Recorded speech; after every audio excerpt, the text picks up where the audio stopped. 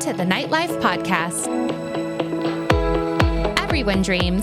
Sometimes it's just the pizza or our brains processing events from the day. But more often than we realize, our dreams contain divine revelation, infusing our lives with passion, purpose, and direction. Once you realize the gift that has been yours all along, you'll never go back to spending the nightlife just sleeping.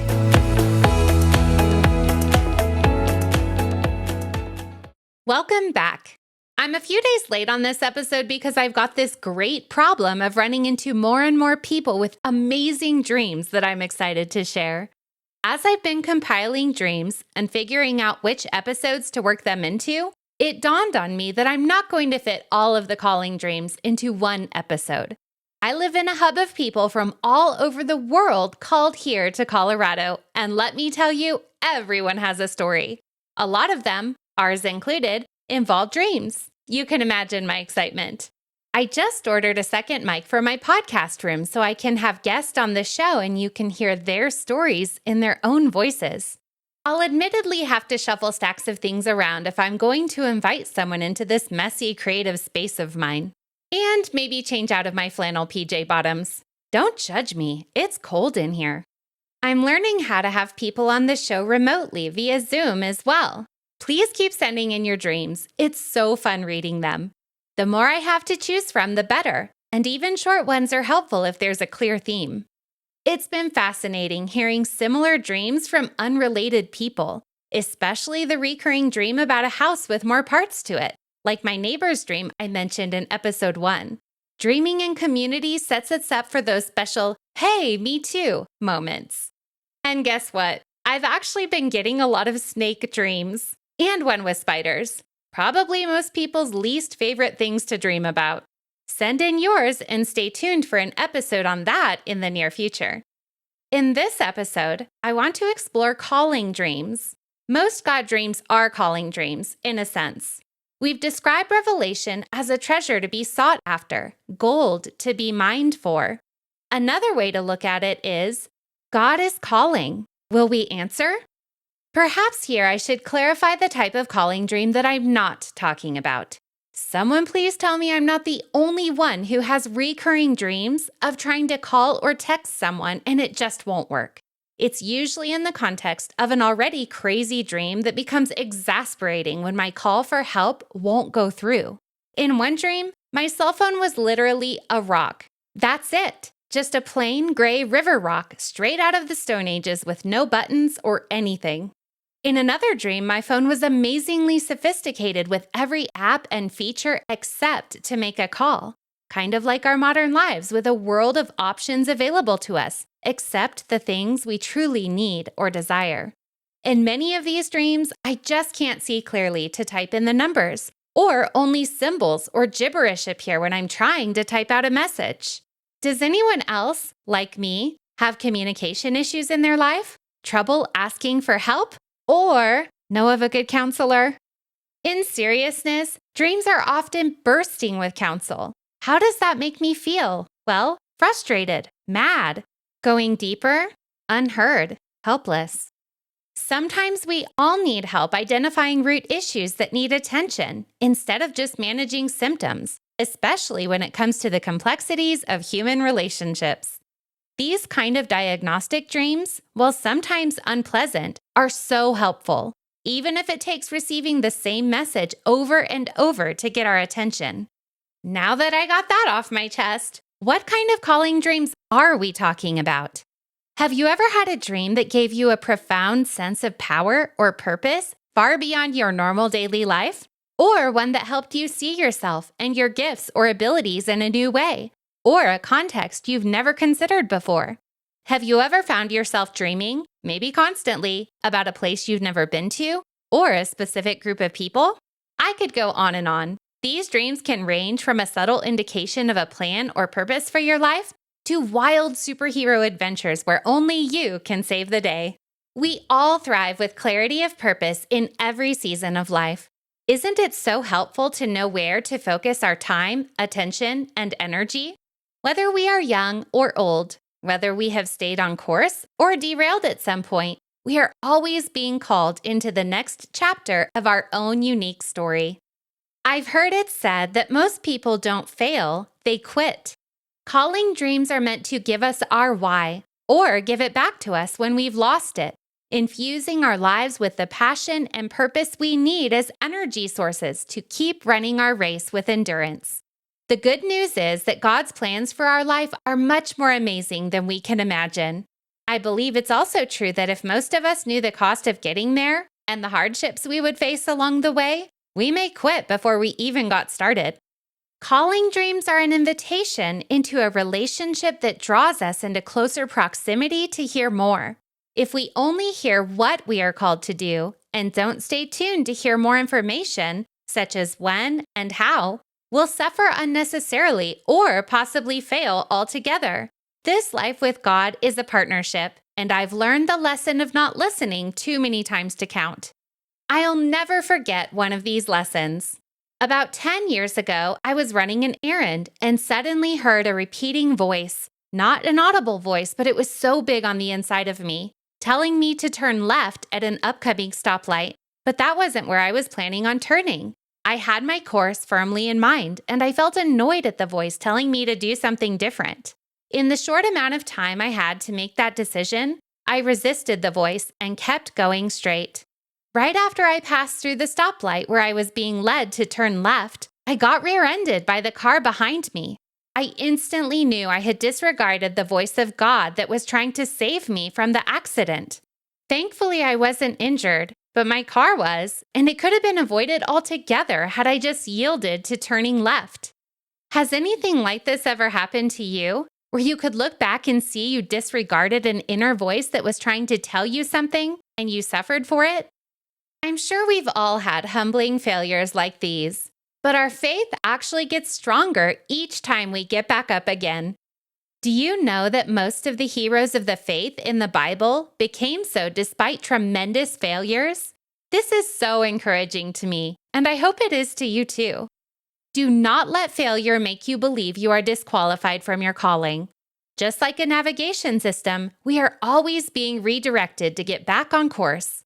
It's never too late, and we have never gone too far in the wrong direction. Sometimes just a few turns will get us back on track. Other times, however, we are called into a monumental change of course, and that feels very different. I will never forget one of these big calling dreams I had in my early 20s. There was a huge self-help movement going on, and I was all about it. I had worked really hard in pursuit of my idea of a good life that I thought would make me happy, but I still felt that something was missing deep inside. Has anyone else ever been there? Maybe some of you are there now. We never know what's just around the corner if we don't give up. Use your imagination to picture my dream as I describe it. I was alone swimming underwater in a large, stormy sea. I was trying to get somewhere but making no progress, being tossed around in the increasingly turbulent waters. As it became too difficult to swim forward, I turned aside for refuge among underwater reefs and sea bushes. Then I found myself at a shore, not sure where I was. A man I knew as Moses was there to take my hand and lead me up out of the water. The shore led up to land that looked like an ancient village. It was a sunny day with no storm in sight. Everything seemed peaceful, and all the people were simply dressed and happy, laughing and dancing through the village. Moses led me by the hand through a building where we slowly walked down a hallway. Each room off the hallway represented a significant part of my life, some common and some painful. I was only able to observe what was happening in each room, aware that I was only passing through. At the end of the hallway, to my left, there was a big party full of people seeming to have fun. I was just about to join them when I noticed two glass double doors to my right. I felt curious about what was beyond the doors as I realized Moses had led me to this point but was now gone. I was standing alone with a choice. The party seemed familiar, but the double doors seemed inviting in a much deeper sense. After hesitating, I decided to go through the double doors instead of the party. It seemed clear that I couldn't do both. The doors led into a beautiful garden that was completely walled with moss-covered stone and ivy. Although the space was empty, I knew I had come here to meet someone special, and that because I had chosen this path, I was about to experience a culmination moment in my life. I was filled with awe and anticipation, and then I woke up. Insert groans of agony. We've probably all had dreams where we woke up just when the best part was about to happen, and the better the dream, the worse the feeling. This dream was so clearly representative of my life at that time, characterized by rough waters, even though I was trying with all my might to move forward into a state of peace and wholeness that always seemed just out of reach. Moses was a friend of God and represented the old covenant that people had with God at that time, based on their own ability to follow the rules and receive God's blessing. He was also a prophet, which I would later discover as part of my own God-given gifting. Interestingly, my own efforts to do the right things, to be good enough in pursuit of success and happiness, were similarly religious. It was only the failure of my own strength that turned me aside in the dream, where I found help to lead me out of the storm. The village, of course, represented God's kingdom, where people lived as they were created to be, free from sin and full of peace and joy. The long hallway represented the passage of time, comprising of formative parts of my life. The party at the end of the hallway signified false happiness that seemed appealing and comfortable, but left me unfulfilled and still searching. Something deep inside was calling me into the garden. So, for the second time in the dream, I turned aside, following my heart into the unknown. Even though I didn't have much experience with God, I knew after I woke up that it was Jesus I had been drawn into the garden to meet. I don't think it happened in the dream because I wasn't quite ready, but I was close, and the message was clear. Everything in my life had led me to this point, and all I was waiting for was me. Would I answer the call or not? It wasn't long after this dream, through a series of fascinating events that is a story of its own, that I did answer the call and surrendered my life to God. My husband still remembers where he was standing when I called and told him I had become a Christian and would never be the same. And that was the truth. Calling dreams are futuristic in nature. They are calling us forward into something, whether the next day or years or even decades ahead. Sometimes calling dreams are very specific, like move to this place or do this thing, and there's no doubt what we are being called to. Most of the time when dreams are this specific, it's because it's going to take a great amount of faith and high-level obedience to answer the call, and there can be no room for misunderstanding. We may think we would like all revelation to be this specific, but there's actually a greater weight of accountability attached to this level of message, and probably a lot of resistance to overcome in the process. One dreamer had a significant dream of being called into the Air Force and a separate dream of being in a plane crash that landed them safely in a specific place for a specific purpose revealed in the dream. The Air Force part of the dream was taken as a symbol of a high calling, and the details in the other dream gave clear direction, which was fulfilled 2 years from the date of the first dream. That dreamer is now walking out the calling that was years in the making. Most calling dreams are a bit mysterious. I've had several significant dreams about interacting with U.S. presidents and other prominent people I know of but have never actually met. Maybe I will meet them someday, or most likely the meaning of the dream is what these people represent. I've also dreamed many times of being with the sharks of the Shark Tank TV show. Then my friend's sister, who had no way of knowing of my Shark Tank dreams, told me she dreamed I was a shark on the show. I would definitely put this podcast on the back burner if they called. I'm just saying. There are myriad possibilities that all pique my curiosity, but have no clear meaning at this point. Many calling dreams aren't immediately actionable, but more of a prompting to look aside to explore something you hadn't considered about yourself before. Here's another dream to consider. I had a dream a friend of mine had a carpenter's bench in his garage with the tiniest woodworking tools imaginable. He's not literally a woodworker, so think about this metaphorically. What clarity could this bring to the work he's equipped for? I had the impression that his gifts are highly specialized for intricate detail work. He will work best on a team of people who will manage projects to the point they're ready for his gift of fine-tuning. Can you imagine trying to work on a huge block of raw wood with tiny tools? We can all benefit from more clarity about what our gifts and tools are and how best to use them. There's a song with lyrics that say, "Slowly I'm becoming who I am." We all need help in this process so we can thrive in our calling and champion others to thrive in theirs. Speaking of championing others in their calling, I once was able to share an encouraging dream I had with someone I know. The dream was set years into the future, represented by this person having gray hair. In the dream, I saw they had stayed serving in the same position through the years, despite many challenges, and there was a sense of great honor for their faithfulness. Maybe hearing this dream was recalibrating for my friend, a higher purpose to keep going. I love coming alongside others in their journeys and have had so many do the same for me. We were never meant to walk alone, and allowing others into our process can have a huge impact on the trajectory of our lives. I have another friend with an extraordinary gift of connecting with people. Anyone who knows her has heard many stories that are so unlikely, they would be hard to believe if you didn't personally know and trust her. Sometimes her gift includes a type of calling dream that is immediately actionable. Here is one example. Please listen with your imagination and consider how this dream prepared her for the call to action that followed. She and her husband were at the beach watching a bunch of people sitting on the shoreline. Over and over, a big wave would come and cover them with sand. Then another wave would come and wash the sand away, and they would all put their hands up and cheer.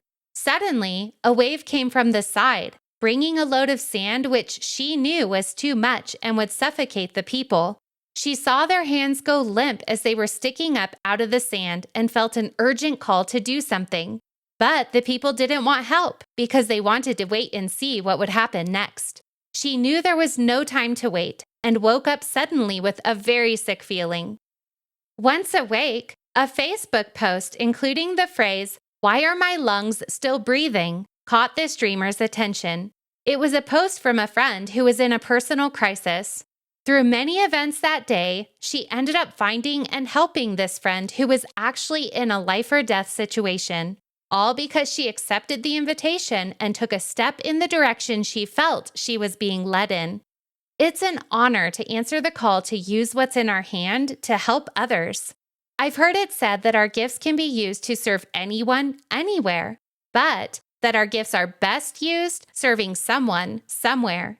The more specifically we can understand what our gifts are and where we're being called to offer them, the more powerful and effective we'll be. I hope this quote from one of my favorite motivational speakers, Paul Blart, will inspire you. If you believe the purpose of life is to only serve yourself, then you have no purpose. Help someone today. Sometimes we recognize callings one clue at a time, like a scavenger hunt, and sometimes they drop directly into our lives unavoidably. We should all frequently ask, why are we doing what we're doing? At the end of our lives, what will we look back and wish we would have done or would have done differently? We probably combat more distractions in a day than any humans in history. Having a clear purpose in each season of life is essential. It's the only way we can truly measure whether the choices we make are serving what we say is most important to us. We are most receptive when we are at rest and quiet in sleep. Spending a third of our lives in this posture is a mysterious and gracious gift from our Creator. Remember, the treasure is hidden for you, not from you. As we learn to rest in His love and goodness, we'll receive more and more of the abundant life Jesus died to give us. We can't give away what we don't have and are always blessed to be a blessing to others. The world is incomplete without the fullness of the divine expression only you bring. So dream big and see what happens. If you have dreams to contribute or that you need help interpreting, please reach out to me using the contact button on my website, www.thenightlife-podcast.com. Until next time, thanks for listening.